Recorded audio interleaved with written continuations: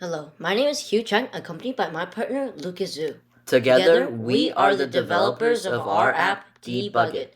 Programmed with text in the code.org IDE meant to support the use of critical thinking skills and logical deduction, Involving simulated blocks where the user can edit the environment around them, seeking to promote involvement with the basics of computer science as it rises to become more prevalent in the world and especially in the youth. The primary target audience of our application is young students elementary to middle school who simply want to explore a newly sparking interest or are seeking to delve into the experimentation around the logic involved in computer science. Our app uses the JavaScript programming language within code.org, allowing users to easily interact with our program and our code-like block mechanics. As our inspiration, during the beginning of our interest in programming, we were given overly simplified coding puzzles washed over with a paint of cartoonish art styles. But as young adolescents, my classmates and I grew tired of these and hoped to make something more challenging and interesting. Moving on, this is our title screen. You could click the Start button to begin the application. On the side, there are two tabs. One is for the tutorial and controls.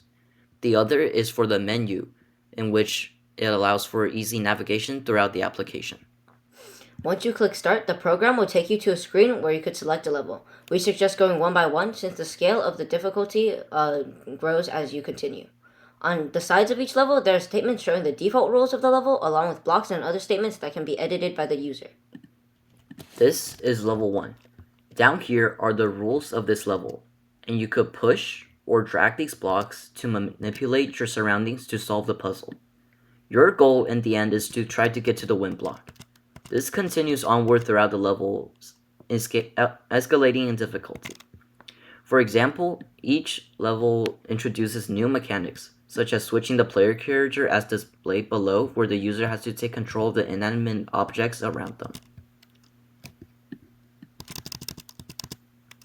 Continuing on in level 3, further restraints are put onto the movement of the player and the user, allowing for a more challenging and interesting environment.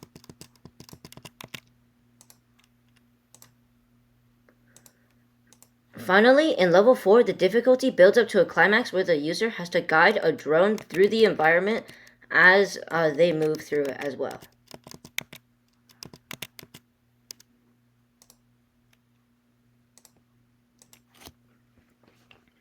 Anyways, this concludes our submission for the Congressional App Challenge 2025 Debug-It.